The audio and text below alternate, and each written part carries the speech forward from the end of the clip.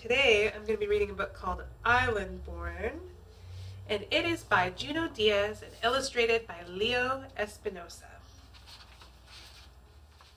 Every kid in Lola's school was from somewhere else. Hers was the school of faraway places. Mine was from a city so big it was like its own country. India and Camila were from a stony village at the tippity top of the world. Mateo had lived in a desert so hot, even the cactus fainted. Nu was born in a jungle famous for its tigers and its poets. And Lola was from the island. So, when her teacher, Miss Obi, told the class, "Please draw a picture of the country you are originally from, your first country, and bring it in tomorrow," everyone got super excited. "I'm going to put in pyramids," said Dahlia. "And I'll draw a canal this long," Franklin said. "There's gonna be a mongoose in mine!" Nelson yelled. Nelson always yelled. Everyone was talking about their drawings. Everyone but Lola. Lola, you see, loved to draw, but she had left the island when she was just a baby, so she didn't remember any of it. Lola raised her hand. She hated raising her hand almost as much as she hated Nelson's yelling. "Miss, what if you don't remember where you are from? What if you left before you could start remembering?" "No problema," Ms. Obi said.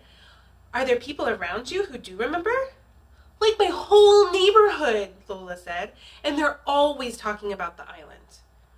"Well then," Ms. Obi started, "maybe," but Lola finished her sentence. "I should talk to everyone who does remember.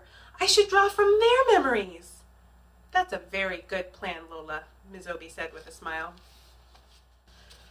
Lola started feeling better about the assignment. But then she saw all the other kids chatting excitedly about what they were going to draw, and it made her sad. Everybody was remembering their first home. Even Nelson, who forgot everything. Nelson even forgot his last name once, for like an hour. Lola had always wanted to remember the island, but no matter how hard she tried, she never could. It was like a familiar word just at the tip of your tongue, but instead of a word, this was an entire world. Lola closed her eyes and tried to recall anything about the island, but nothing came up. She kept trying all through the school day. To help her focus, she put her fingers on the sides of her head, like her Abuela's psychic sometimes did, like this.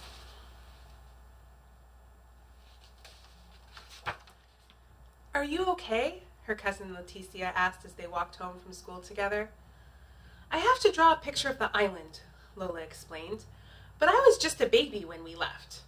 Prima, you have to help me." "I don't remember a lot either, except for the bats. They were as big as blankets, and they used to chase after me at night." "Blanket bats!" Lola pulled out her notebook and began to sketch. Leticia stopped Mrs. Bernard, who always sold them crispy empanadas after school. "Mrs. Bernard, what do you remember most about the island?" "Why, the music, of course. The whole country is like the inside of a guira, like the inside of a drum." "You mean like our neighborhood?" Lola said.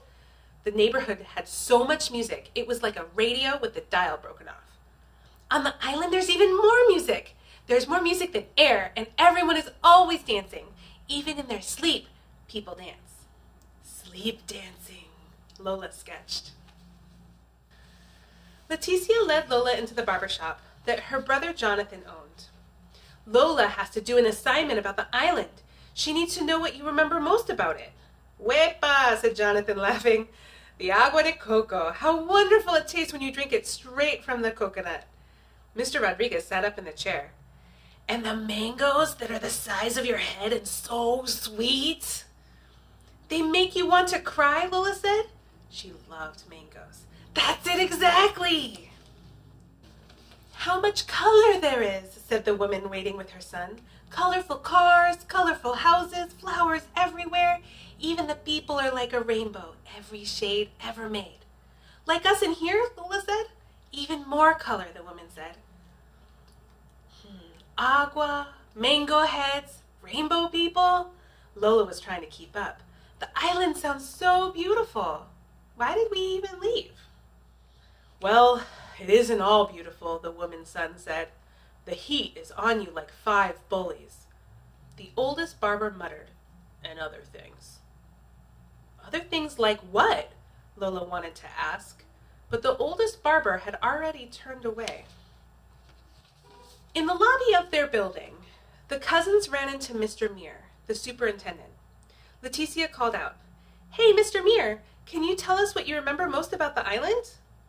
"Nobody cares about that old stuff," Mr. Muir grumbled. "Just be glad that you live here." "Don't listen to him," Leticia said. "Keep going and call me later if you need any help, okay?" "I will," Lola said. When Lola got into the elevator, she put her fingers on her temples and closed her eyes. "Island," she called, like it was a cat. "Island." But like a cat, the island did not come.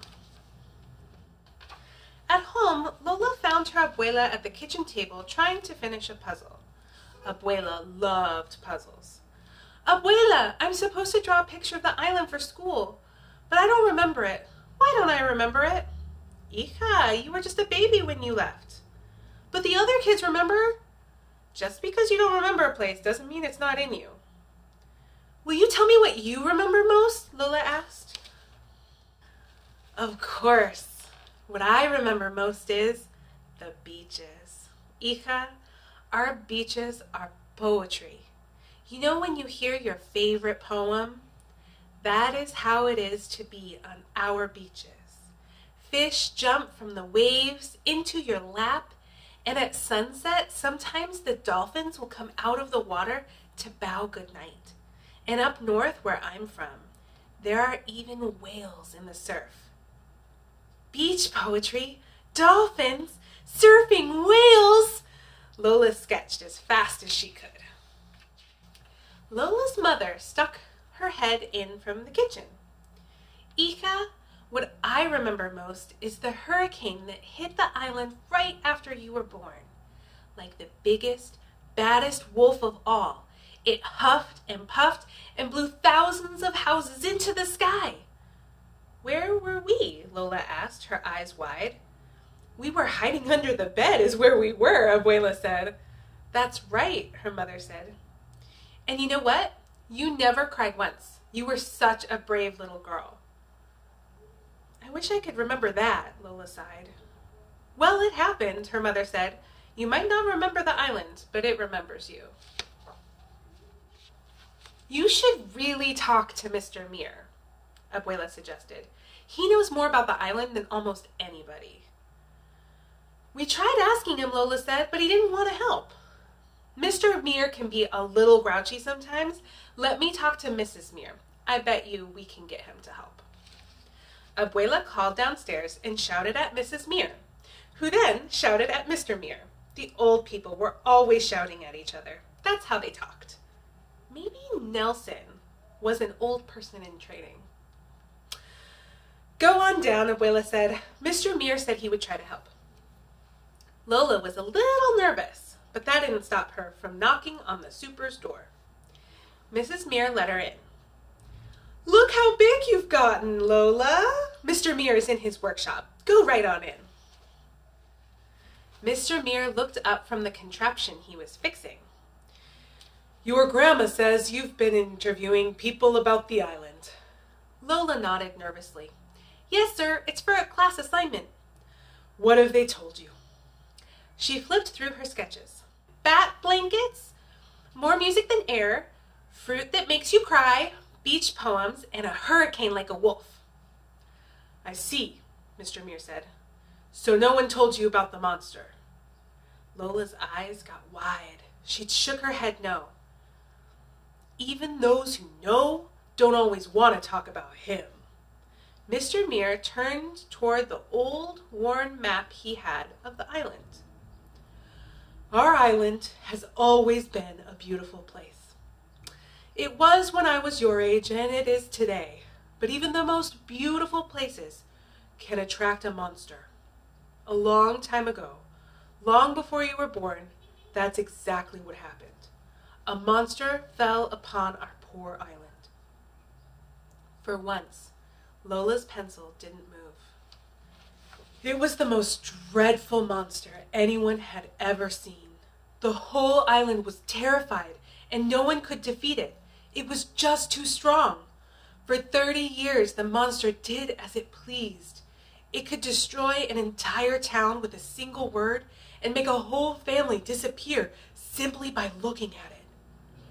Lola's curly hair was uncurling with fear. Did you see the monster, Mr. Muir? Yes, all the time. Were you scared? We were all very scared. Lola's heart was pounding. So what happened next, Mr. Muir? What should always happen to monsters? Heroes rose up. Strong, smart young women just like you, Lola. And a few strong, smart young men too. They got tired of being afraid and fought the monster. What a titanic battle that was. The whole island shook from their struggle. The monster tried all of its evil tricks, but in the end, the heroes found the monster's weakness and banished it forever. Wow, Lola whispered. What happened to the heroes? No one knows, really. It was so long ago. Mr. Muir took off his glasses and sighed. Anyway, you should get back upstairs. It's getting close to dinner time. Thank you, Mr. Muir, Lola said. Thank you for all your help. How did it go? Lola's mother asked. It was really good. Lola looked at the blank page in her hand. Lola spent the rest of the night drawing the island. She started out with one page, but she needed more room. So she added another page, and then another, and soon she had a book. She worked through dinner, and she worked in bed, and was just finishing the last touches on the cover when her Abuela came in to check on her. Abuela picked up a drawing of the final battle, and she got really still. Abuela, did you know about the monster? Of course, hija. Why do you think so many of us are here in the north? Lola put her arms around her Abuela. You must have been so scared. Sometimes we were, her Abuela. Sometimes we were, her Abuela whispered. But we were also brave. The next day it snowed. Lola put on her scarf and boots and stuffed her assignment under her coat. Benedicción, Mommy! Benedicción, Abuela! Benedicción, hija! They both called. Good luck! Mr. Muir was pushing garbage cans against the curb. Thank you, Mr. Muir, slayer of monsters! He laughed. Good luck, Lola, daughter of heroes! In class, all the students were buzzing about their pictures. Nelson's mother had baked cupcakes for everyone, so it was like a little party. Ms. Obie hung the drawings on the wall. Now our classroom has windows, she said. Any time you want to look at one another's first homes, all you have to do is look out the windows. Then Miss Obie reached Lola's desk. So, how'd it go, Lola? Were you able to remember anything? I tried really, really hard, but nothing came, and that made me feel bad. But then I realized that I don't have to feel bad, because even if I'd never set foot on the island, it doesn't matter. The island is me. Nelson snorted. That's so corny! It is not! Nelson, be nice, Miss Obie said. She and the other students gathered around Lola's desk. Nelson made sure he got real close so he could see everything. Lola suddenly got nervous. Go ahead, Lola, show us. Okay, Lola said, taking a deep breath. She opened her book, and out burst the island.